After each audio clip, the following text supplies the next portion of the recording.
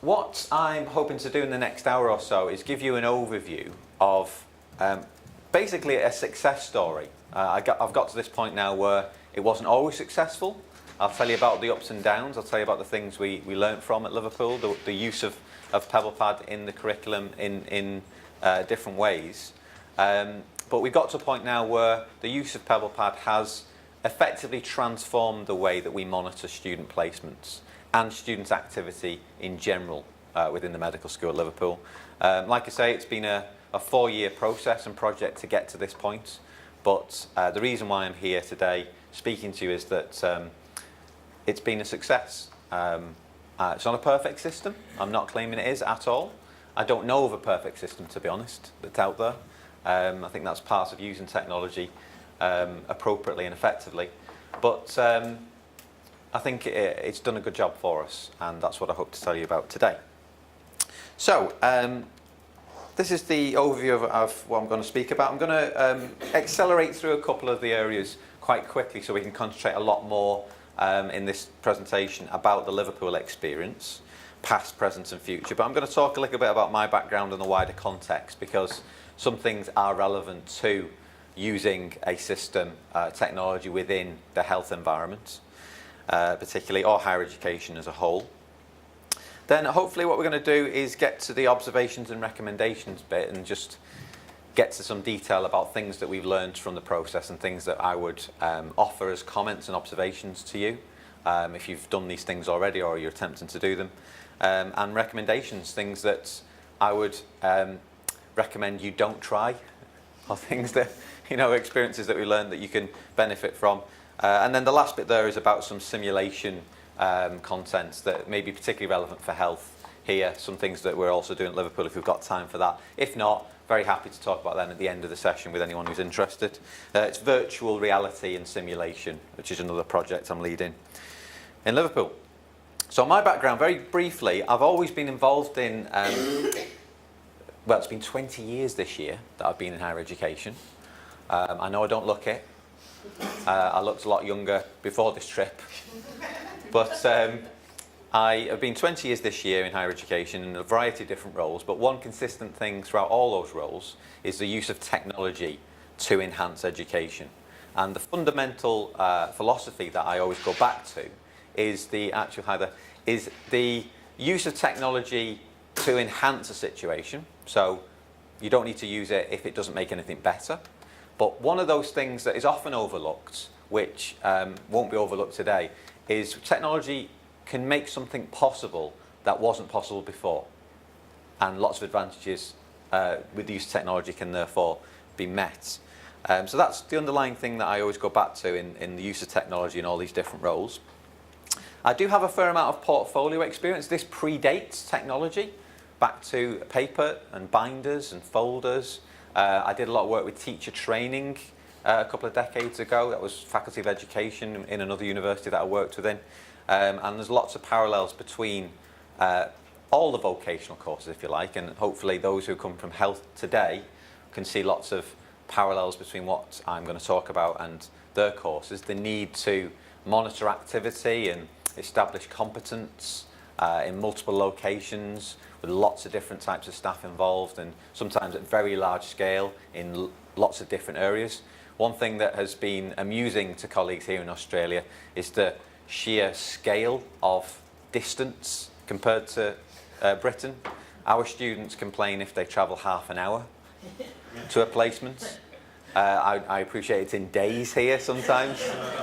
So I do want to actually get some of our students travelling to Australia and doing some placements so they can get some perspective on how lucky they really are, to be honest.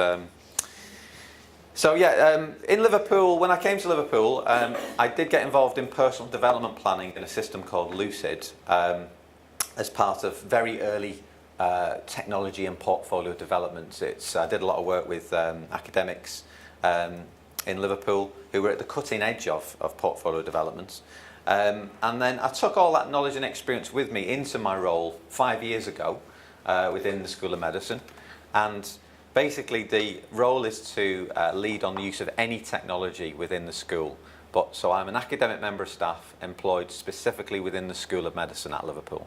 and part of the senior management team within the school, and also the person who makes things happen, if you like, with technology. So I crossed those two areas, which has been a very useful fit, and different from a lot of universities in the UK and from what I understand here in Australia. So one of the things that I was asked to do when I came into medicine was to, the decision had already been made to embed an e-portfolio into the curriculum. And I'll go into some of the reasons why that was an aspiration in a little while. But basically I had a year, less than a year, to go from absolutely nothing to an embedded e-portfolio system for at least the clinical years of the course, which are 2, 3, 4 and 5. So it had to work for the old curriculum that we were phasing out and the new curriculum that we were phasing in.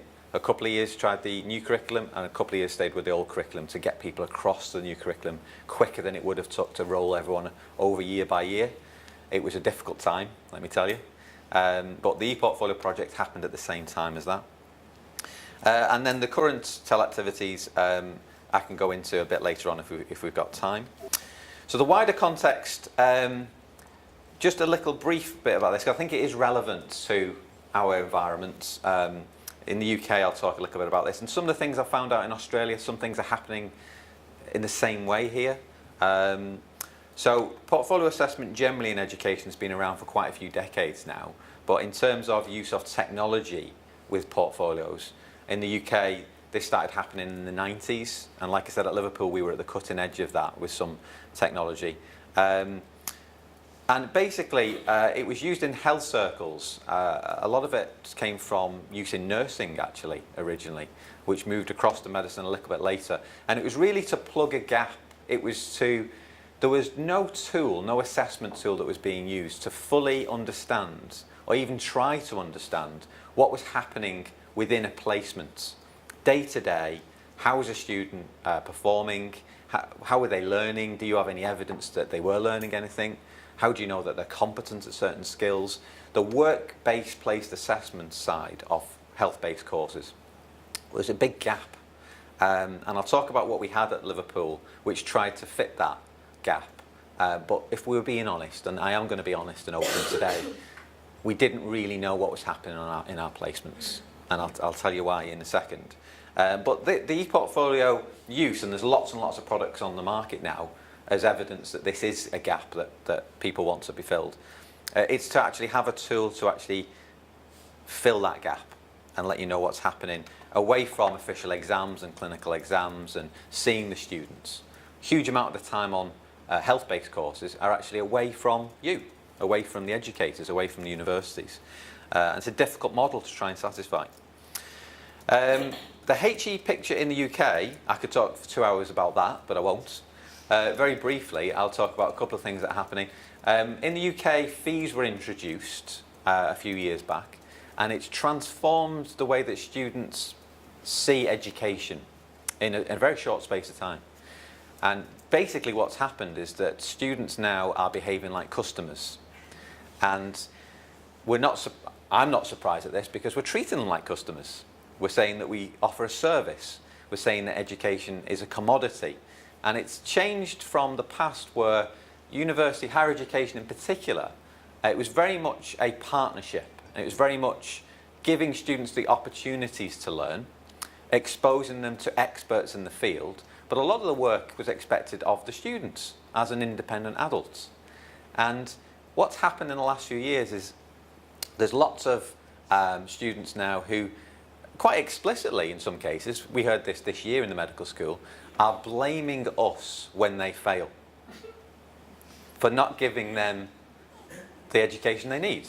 And it's changed the shift, it's changed the dynamic when it comes to higher education in a way that's very difficult to satisfy. And when it comes to health education, that's not immune from that. But we have a different purpose, I would argue, within health, within medicine. It's not just about a degree, it's about, in our case, we need to produce junior doctors that are safe and competent the first day they graduate and go into the healthcare profession. And So that isn't just a degree. It isn't a university that we need to satisfy. It's the General Medical Council, which are our regulators. And it's actually the National Health Service in the UK and the patients that are in the care of the NHS. And so what that often puts us within, in our context, is we're in the middle. We're in the middle of the university and their rules and their laws and the way you have to go through all the processes, but then also a regulatory body and the profession who want students to come up to a certain standard. And we're in the middle of it. And each side don't necessarily care about the objectives and priorities of the other one. So it's a difficult situation to be in, but it's one that you can manage, and our use of PebblePad helps us do that, which I'll go through a little bit later. The last thing just to say about e-portfolio use in the UK is it's very mixed at the moment. We've got about 33 medical schools in the UK, and e-portfolios are used, I would say, in the vast majority of those, but for very different reasons. Some of them use a system for a very specific part of the programme, like clinical skills, for instance. You know, mapping to a certain curriculum theme or a certain year, or maybe just the clinical years. Some medical schools still have paper. That's still quite commonplace, or at least paper for part of the portfolio requirements. Some universities have gone all in and use this technical system for everything, or a combination of quite a few different systems, which again is a bit of a minefield to get through, particularly from the point of view of a student that just wants one login and one place and one thing to use overall. I would say Liverpool is in a place now where the range of use of PebblePad, of our e-portfolio system, is across the entire curriculum, across all 5 years, which a lot of medical schools wouldn't be able to say in the UK. So the range and the scale, I think, is at a higher level in Liverpool. So there are just a few things about the wider context. So let's get on to the experiences of Liverpool. So 5 years BEP, that stands for Before ePortfolio. A biblical reference, almost. It felt like that at times. So just to paint the picture of the situation we had, it was quite a technologically backward institution. Technology, when I first arrived, here's an illustration of how behind the times they were. When I arrived in the medical school, one of my first things to do was basically an audit of what went on, so I could see what technology could be introduced. I was taken to one of the teaching rooms, and actually saying it in this amazing venue is even more striking. But I asked, what technology do you have in your teaching environments? And they pointed to a plug in the wall. And they said, there you go. That's it. Light switch and a plug. Didn't have anything else. Didn't have a projector. Didn't have the internet accessible. Didn't have Wi-Fi. So we had a long way to come. And so it was basically a choice. The old curriculum was a problem-based learning curriculum. And it was created, if I'm being honest, and I know this has been recorded, but I'm going to say it anyway. It was created to deliver a medical programme relatively cheaply on great scale. Problem-based learning doesn't require clinicians if you're going down a purist approach to it. It requires facilitators to monitor the students' activity. And the students largely teach themselves if you've got quite a purist approach to it, which Liverpool did. And you can get students through teaching then in those small groups without huge staff input, which was relatively cheap. So the medical school generates a huge amount of money when it comes to fees, but then that money could then be used for other parts of the university if it didn't need to be spent back on medicine. And that's what happened in those early days. And technology and not investing in technology was an active choice at that time because they didn't think the teaching model required it. I would say that was wrong. And when I arrived, I immediately set about transforming the whole school and trying to bring them up to a 19th century standard, first of all, in phases, then 20th, and approaching the 21st now. So when it came to the portfolio activity, like I said before, very paper-based. We had logbooks, we had binders, and the students were meant to take paper out with them to placements or write it up later. And it was, do you remember carbon copy paper? Oh, we had a lot of carbon copy. triplicates, you know, a sheet rip. So there you go, got to sum up for that. That's the early form of technology. So we had a lot of that in the school. So why an e-portfolio? So there were a variety of reasons why Liverpool decided to go down this route. So some of the main ones were we wanted to produce reflective practitioners. We wanted to embed reflection more explicitly within the course. And we thought a portfolio approach to learning was a way of doing this. And also developing lifelong learners. So a lot of the doctors that we graduate, they go on to use this approach, and we wanted to prepare them for that, both in terms of the process, maybe not the technology, because often postgraduate and undergraduate use different systems because different people are in charge of them, but getting used to the process and the whole lifelong learning journey was something we wanted. We needed to monitor clinical activity in a way that wasn't actually working at that point in time. The logbooks that we had were only called back in twice a year.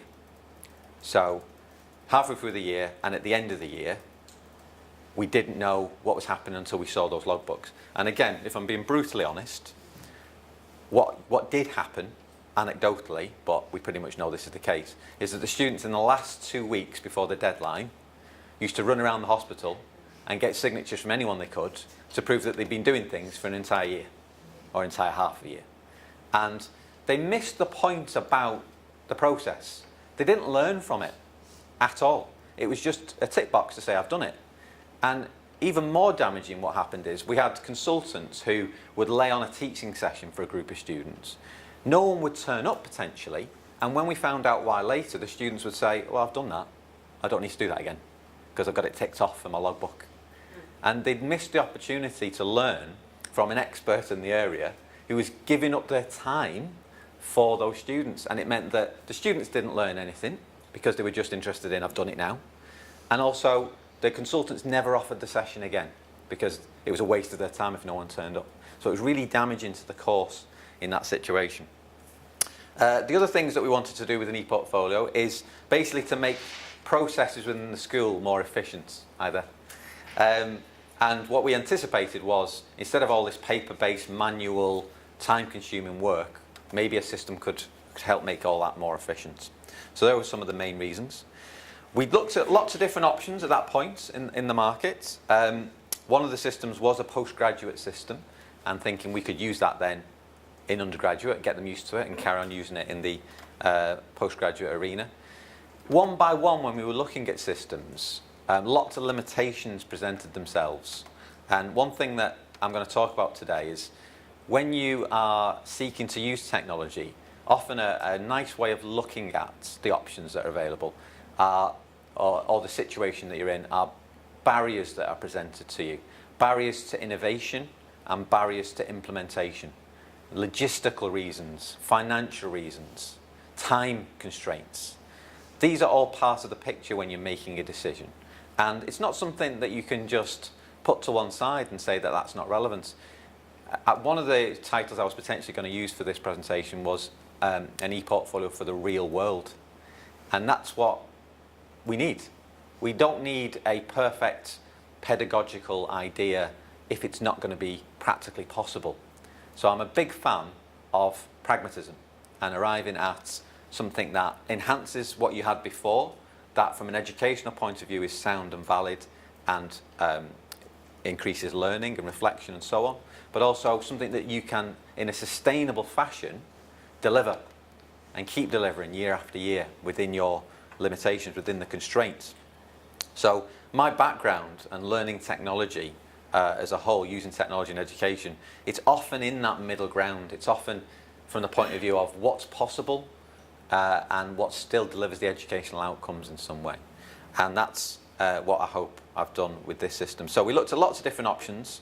PebblePad was an option that we looked at, and straight away, in terms of a vision for what I saw was possible, I knew that I could deliver a major element of that straight away within my control within PebblePad. And that was the older version of PebblePad, which at that point had some limitations which were problems for me. And I'll go into those details in a second. But I still saw that the platform could deliver the majority of what I needed to do within the School of Medicine. So, early developments. What I settled on was the use of workbooks. Is everyone familiar with workbooks in PebblePad? Okay.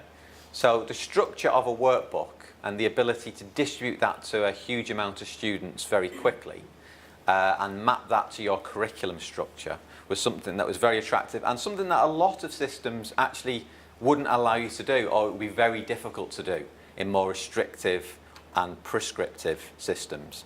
One of the systems we looked at, for instance, you had to enter into a consortium of medical schools and 3 times a year or 4 times a year meet and as a group decide what the structure was and what the forms were and the templates and agree on common terminology. Now, I don't know about you, but sometimes getting agreement within a team in your own medical school took days, but let alone institutions across the country. So it wasn't an attractive proposition, that type of approach. And I knew that the workbook structure that was under my control in PebblePad meant that I had a starting place that I was happy with.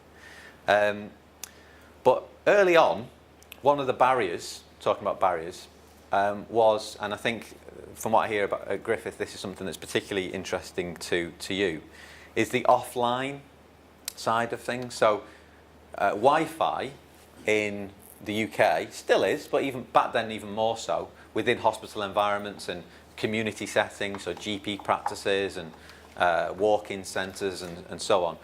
The access to the internet is not guaranteed. Some of the hospitals in the UK are even built in a way that keeps out signals. So almost like here as well, so like Faraday cages that don't let signals in, almost like a security thing. Sometimes it was just done by accident, but often you can't get in any signal to a location. So I understood that whatever system I came up with, there had to be an option which didn't rely on the internet, which meant that a lot of the early work that I did with PebblePad, I had to scrap about 3 months in, because in our investigations about what was possible, many of the hospitals came back to us and said, no, we're not going to allow the students to access our Wi-Fi in this location. Some said yes, some said no. And because our students rotate around all the different hospitals for different placements, I had to come up with a solution that was going to work everywhere at any time, which is, I have to say, after 20 years, it was probably the most difficult technical solution that I ever had to find, because of the disparate nature of it and because of the complication and the high stakes that this project had for the school. So it was a stressful few months. And I was on my own, that was another limitation, so I was just on my own in the medical school. I had no other team to help to input me, which has changed now, but I'll go into that a bit later.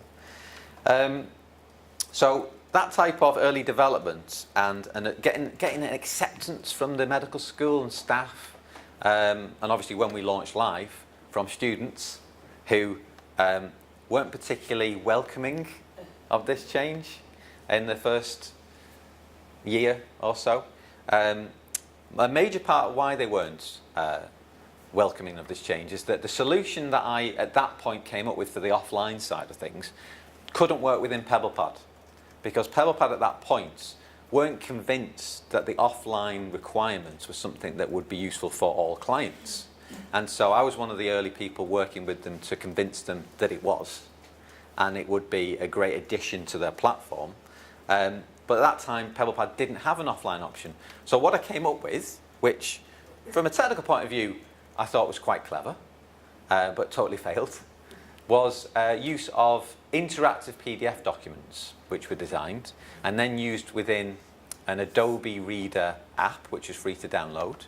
And it meant that students could select drop-down menus, tick boxes, input data, and then with the annotation feature within that app, you could get a signature out in the hospital, and that could then be a completed form, which I was very happy with because it was free and it could work on all devices that the students had. But very early on, the students found out that they could change the grade after it was signed off. And I'm not saying they all did it, but they could all do it. And I know this is about professionalism, and we'll come on to that a little bit later, how you deal with that. But from a technical point of view, it was very flawed. And the other thing that was very unpopular was using a separate system and then bringing in those completed files into PebblePad was an extra step that the students rejected. And to be honest, a lot of them used it as an excuse to not do things and said it was too complicated. And although it was complicated, maybe a few hundred did it, and then maybe 20 didn't. And the 20 that didn't said that they weren't technically proficient enough to do it. And because a lot of change was happening in the school generally, there was a lot of negative feedback around this as well at the same time. So all of that culminated in that first year of, it was a difficult time, all the change happening at once. And we actually made the decision for one of the years, because we were getting so many complaints, to roll back to paper again, back to the old system we used to have, which I'll come on to recommendations later, but I would never do that again. I would never go back after making a decision, because it does even more damage to the whole project. But we did, and we learned a lot from that period. So other things that we learned, let me just have a quick look at my notes so I make sure that I cover the things that I wanted to say to you about lessons learned at that point. So one thing that I found out straight away was I couldn't do it on my own. It was too much. The amount of staff and students that I was supporting, the system, the changes, it was very difficult. It was all based on me. And so I demanded extra staff in the school to support this process.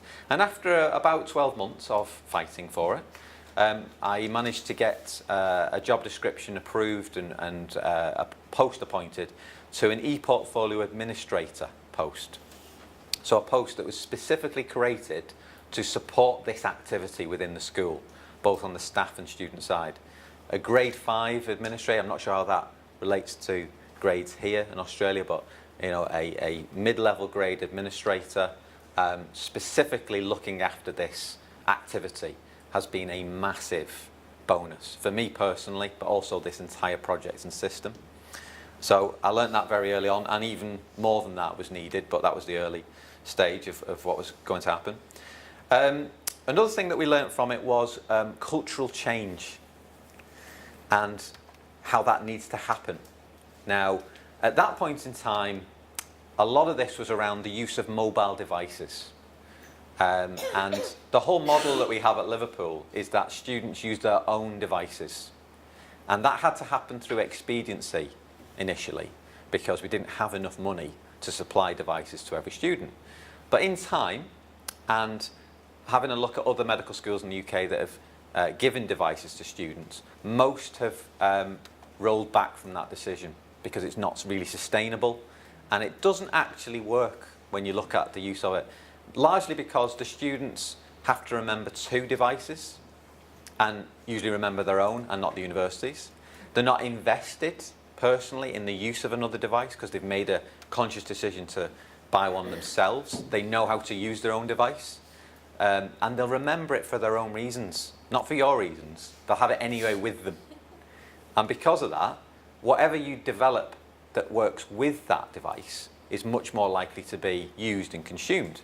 So what we have at Liverpool now is, when they arrive in the first year, part of their acceptance letter is recommendation of a certain type of mobile device which they have to bring with them, rather like a key textbook that you say needs to be used on the course that they need to get. And we're quite general about it, so we say an Android or Apple mobile device. So obviously it's usually a smartphone, but it doesn't have to be. And whatever we develop, including use of this system, works on those platforms. It doesn't work on Windows devices. When I started with this, Blackberries were still around. I'm not sure if they actually are now, but that was another platform. And we didn't guarantee on all platforms. And I'll say later on how we coped with that gap and the support.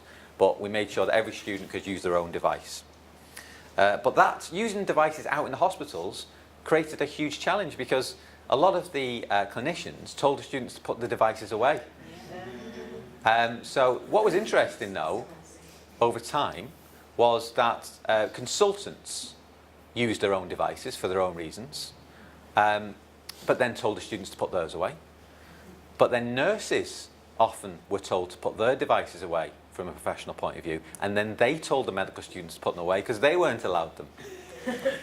So over time, a significant promotional campaign and communication campaign had to be entered into to make people aware in these environments that they were being used for professional, educational reasons. And it wasn't on Facebook, it wasn't playing a game.